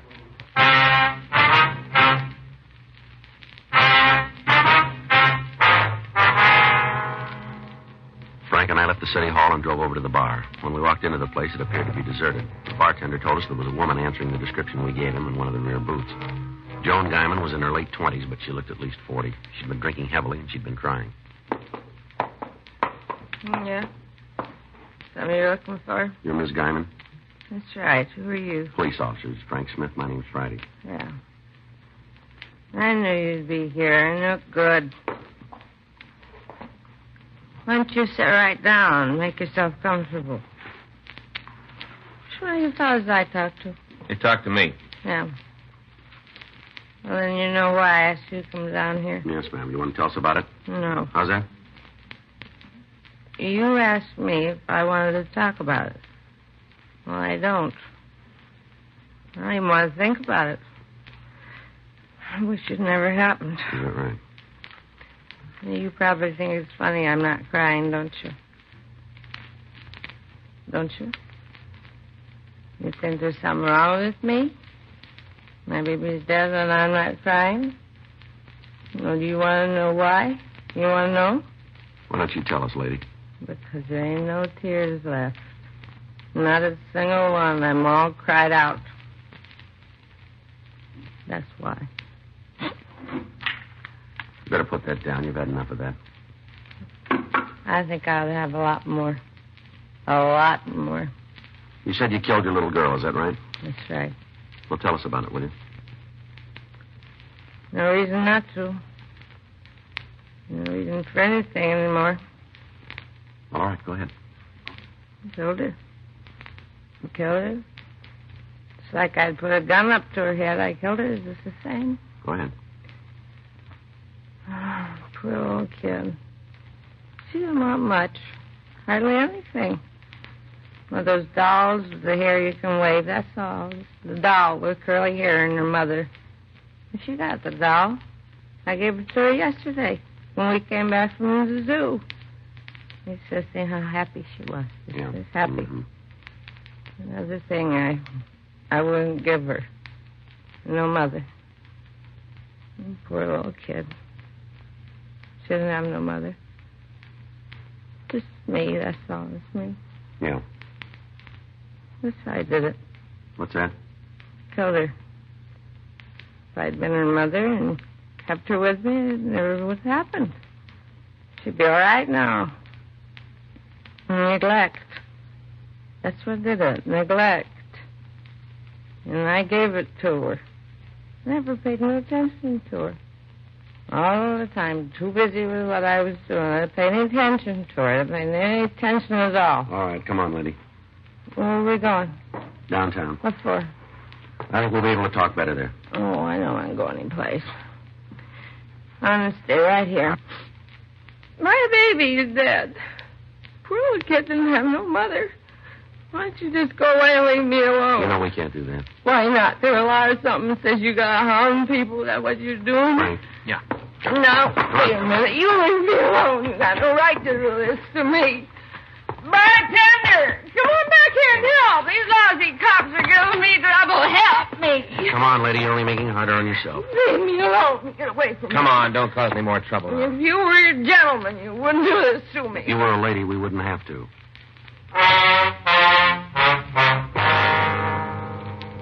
We took the woman back to the city hall. After several cups of hot coffee, she straightened out enough to give us a story. She went over each step of the previous day, naming all of the places she and her daughter had gone and all of the foods they'd eaten. There was no apparent cause for the child's death. In talking to her, we found that the child was wearing different clothing when she was brought to the hospital. Frank and I drove out to Mrs. Guyman's sister's home and picked up the dress and the coat the little girl had worn. It was turned over to the crime lab, 2:15 p.m. Funeral Friday. Yeah. I don't know. We'll have to check it. Right. Yeah, as soon as we know. Right. Ray Pinker over at the lab. Yeah? Just finished going over the little girl's dress. Find anything? A couple of stains. Yeah? Traces of poison. Along with the crew from the crime lab, Frank, Mrs. Guyman, and I went back to her apartment where a thorough search was started. From the analysis of the stains found on the child's dress, Sergeant J. Allen said the death might have been caused by minute quantities of poison in another fluid. While he and his crew went over the apartment, Frank and I talked to Mrs. Guyman. Couldn't be anything here. Was the child alone at all yesterday? No, I don't think so. We went to the zoo and came back here. Gave her the doll, and we played with that for a while. Mm-hmm. Did you leave the apartment at all? Yeah. Went down to the corner to make a phone call. Only gone a couple of minutes. Your daughter was here alone then? Yes, but she couldn't have gotten into anything. I was only gone a little while. I was still playing with the doll when I got back. Miss Guyman, our crime lab seems to think she might have been poisoned by some sort of polish. Well, what do you mean? Looks like a metal polish of some kind. I don't have any of that in the house. You sure? Certainly. I don't know. My place. They have to tear everything up like this.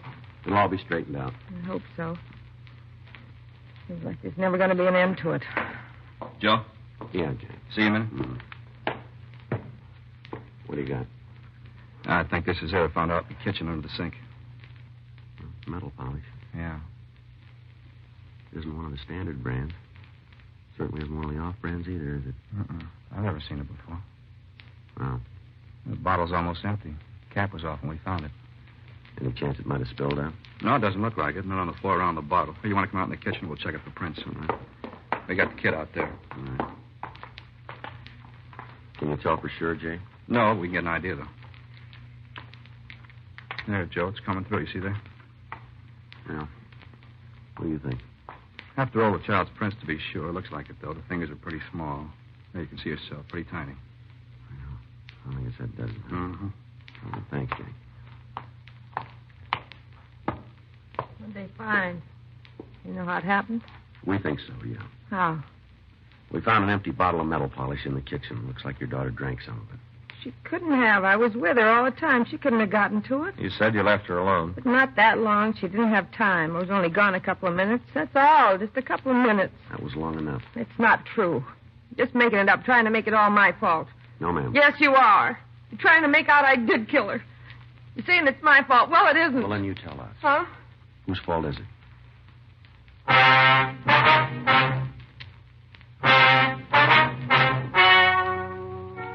The story you've just heard is true. The names were changed to protect the innocent. On August 18th, an inquest was held in the coroner's office in and for the county of Los Angeles, state of California.